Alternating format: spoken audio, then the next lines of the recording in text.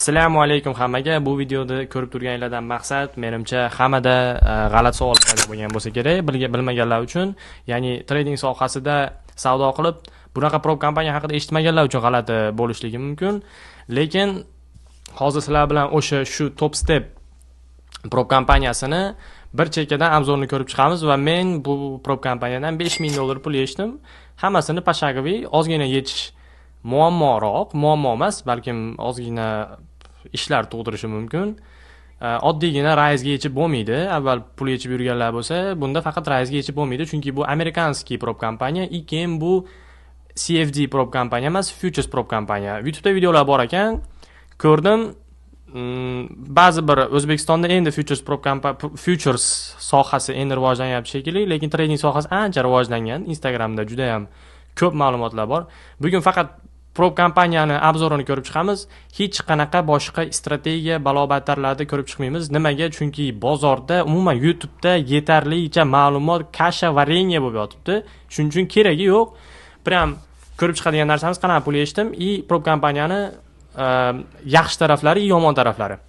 Xo'p, ketdik. Hozir sizlar saytni ko'rib turibsizlar. Top Step'da meni pul yechganligim mana bu yerda ketdi. Vaizga pul yechiladi. Submitted funds. Короче, bu yerda 7 ta punkt bor. Hammasi menda bajarilib bo'lgan, ya'ni men pul yechib bo'lganman. Oxirida funds sent turibdi, ya'ni pullar jo'natildi degani. Bu endi bu yerda payout amount $5000. Hammasi finalized va men bu pulni qabul qilib bo'lganman. Собственно, qanday qabul qildim? Bizda 50 minglik shotlar bor, 100 minglik shotlar bor, 150 minglik shotlar bor. Hammasi mana narxlarni ko'rib turibsizlar, $50, $100, $150. Hammasida profit target $3000, ya'ni foyda qilish kerak bo'lgan. Max positions 5 ta kontrakt, mini kontrakt, ya'ni bu 50 ta micro kontrakt deyishadi. Maximum loss limit bu qanaqa? Bu end of the day maximum loss limit, ya'ni kunda oxiridan keyin trailing drawdown suriladi. Trailing drawdown bilsanglar kerak. Bu end of the day trailing drawdown degani, misol uchun mana birinchi kun sizlar $1000 foyda qildinglar deylik, 50 minglik shotda $1000 foyda qilganlardan keyin, kun tugagandan keyin, misol uchun dushanba kuni foyda qildinglar, seshanba kuni balansinglarni yana $2000 prosentga qila olasizlar xolos. Endi $3000 emas. Boshida 50 mingni 48 mingga tushirib qo'ysanglar, shot silib bo'lib ketardi.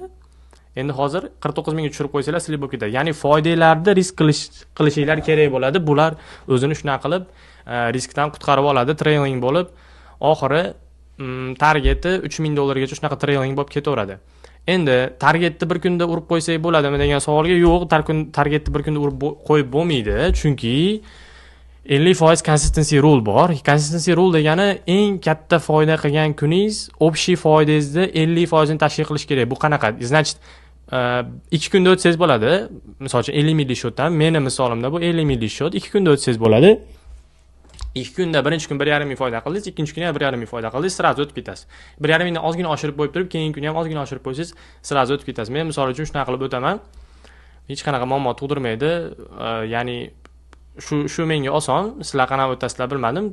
Lekin shuni bitta narsani hisobga olinglar. Sizlarda doim drawdown, prosatka doim sizlarda quvlaydi. Endi propdan o'tdinglar deylik, $3000 foyda qildinglar. Endi sizlarda yana bitta pul to'lashlik joyi kutib turibdi. Bitta 50 minglik shotni misol uchun men olganman. $50 to'ladinglar boshida, fundedga o'tganinglardan keyin, ya'ni realga o'tganinglardan keyin, real emas, to'g'rirog'i simulated real. Xullas, o'tganinglardan keyin $150 activation fee to'laysizlar. Activation fee degani bu aktivatsiya uchun ulush. Xullas, sizlar yana $150 to'laysizlar. Общий sizlarga shot o'tganinglardan keyin $200 ga tushadi. Keyin nima bo'ladi? Sizlarga yana 50 minglik shot berishadi. 50 minglik shotda yana savdo qilasizlar. 5 winning days deb qo'ygan joyi bor qonun qoidasida. 5 ta yutuqli kun qilishinglar kerak. Yutuqli kun nima degani? Yutuqli kun bu har kuni $150 dan ko'proq foyda qilishinglar kerak. Avval $200 edi yutuqli kun qilishlik uchun. Endi 5 kun $150 dan kam bo'lmagan holatda $150 ga yetkazdinglar yoki 151 qiziq emas, qancha ko'p qildinglar. Xullas 5 kun $150 dan qilsangiz, uje siz payoutga yaroqlisiz, siz payout bera olasiz, pulingizni yechib ola olasiz. 5 kun $150 dan foyda qilsangiz $750 bo'ladi. Pul yechib oladigan, sizni qo'lingizga tegadigan pul bu o'shini 50% ga to'g'ri keladi. Chunki doim pul yechganlarda bunda 50% yechishgacha ruxsat beradi foydani. $750 foyda qildingiz, 50% yechdingiz, ya'ni $375 yechgani berdingiz. Yechgani berganingizdan keyin drawdown 50 mingga tushib qoladi. Ya'ni boshida 48 ming edi. 5 kun $150 dan foyda qildingiz, ya'ni surilib ketdi orqadan. Birinchi o'sha 48 ming emas, endi $150 foyda qildingizda 750 ayriladi drawdowndan, ya'ni balans 48.750 ga tushib qolsa silib bo'lib ketadigan bo'lar edi payout berguningizgacha.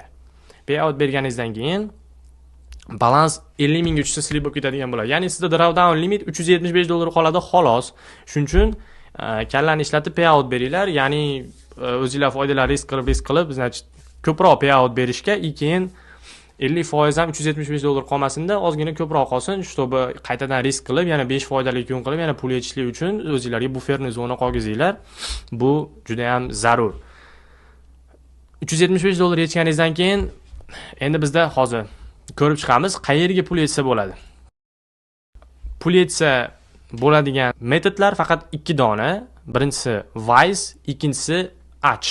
Arch bu faqat Amerikani banklari o'rtasidagi o'tkazmalar. Ya'ni siz bunga umuman aloqangiz yo'q. Archdan foydalana olmaysiz. Samo sabab ikkinchi xod qoladi, bu Wise.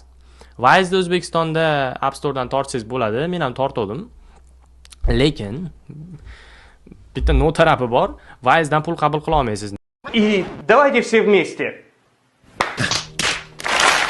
Chunki O'zbekistondagilar faqat pul jo'nata oladi. Wise'dan faqat O'zbekistonga qabul qila olmaydi Wise. O'zbekistonliklar uchun hali beri unaqa metod, unaqa sposobi yo'q. Shuning uchun qanaqa qilib pul yechamiz? Men zaявка berdim. Zaявка berganimdan keyin bitta muammo paydo bo'ldi. Forma to'ldirish kerak. Qanaqa forma? W8BAN formasi. W8BAN formasi ko'rib turibsizlar, mana Certificate of Origin Status of Beneficial Owner of United States Tax Withholding and Reporting Individuals.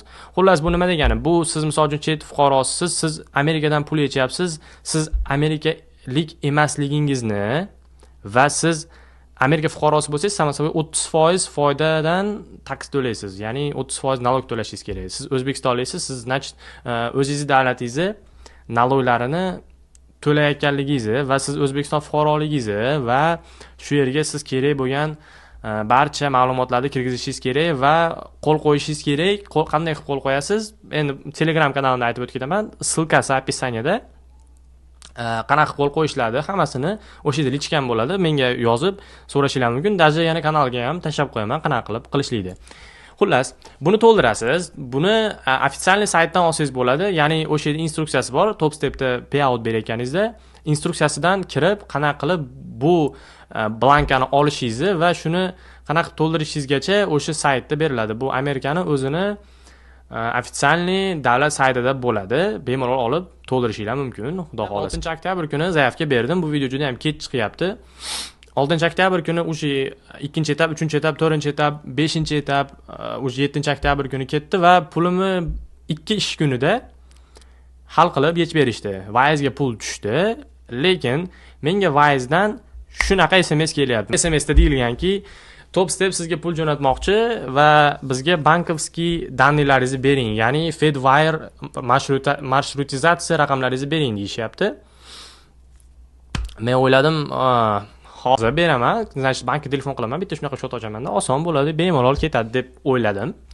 Lekin 5 ta bankka telefon qildim, lekin hech kimda bunaqa shot yo'q, hech kim ochib bera olmaydi. Hammada yoki Visa karta oching yoki Swift shot oching deyapti.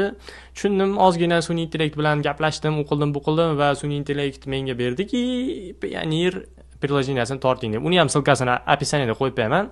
Tortib verifikatsiyadan, registratsiyadan o'tib, hammasini cho'tka qilsanglar bo'ladi. Payoneer tortsam, Payoneerni ochishlik uchun Swift shot kerak ekan. Davay dedim, ertasi kuni bankka boring deyishdi, bankka telefon qildim, bankka bordim. Xullas nima bo'ldi? Swift ochasiz ekan, sizga varo berishadi, atorlistda полный siz danlilaringiz bilan o'sha bank kodi, account number, hammasini berishadi. Lekin siz telefondan yoki bir qanaqadir приложениеdan umuman siz Swift shotingizni holatini tekshira olmaysiz. Pul tushganmi, tushmaganmi? Siz обязательный Swift shot ochgan menejeringizga, ya'ni o'sha bank filialidagi menejer nomerini olib, o'shaga telefon qilib, aka pul tushdimi, tushmadimi, nima bo'ldi deb so'rashingiz kerak. Eng yomon tarafi shu. Pullar ham bank orqali faqat 1 ish kuni yoki 2 ish kuni, даже 3 ish kunigacha cho'zilib ketishi mumkin pullar tushishi. Xullas, keyin Swipshot'ni oldim, registratsiyadan o'tdim, ozgina tupoycha savollar berdi. Wise qanaqadir ota-onangiz necha yosh edi, birinchi marta uylanganida, bu xullas o tupoycha savollar prям cringe. Xullas qanaqa edi? O'tdim va menga Pioneer sun'iy intellekt aytgandaqa Fedwire bilan o'sha menga kerakli bo'lgan Topstepdan, Wise'dan yechib olishim kerak bo'lgan pulni akkaunt nomberlarini men uchun berdi. Pioneer bilan ham ozgina chiqish qiyin bo'ldi. Juda ham bankovskiy sistema qiyin ekan. Men ochig'ini aytsam, umuman faqat Rise'dan yechib yurganim uchun kriptovalyutaga faqat kriptovalyuta W. Xullas, keyin yechdik. Pioneerga pul tushishi 1 ish kunini talab qildi. Pioneerdan keyin u pulni Pioneerga tushgandan keyin yana bitta narsani aytib o'tishim kerak. Pioneerga pul tushgandan keyin $50 komissiya olib qolishdi. Bu bir.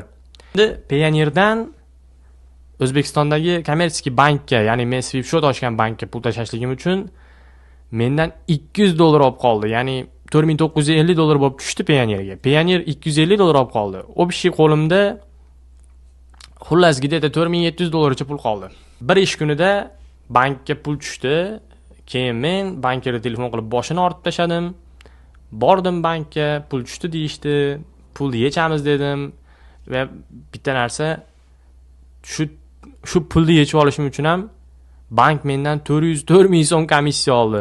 Общий qo'limga pul $4700 bo'lib tegdi. 4700 dan ozgina kamroq, shunaqa bo'lib tegdi. O'zi aslida $5000 yechuvdim.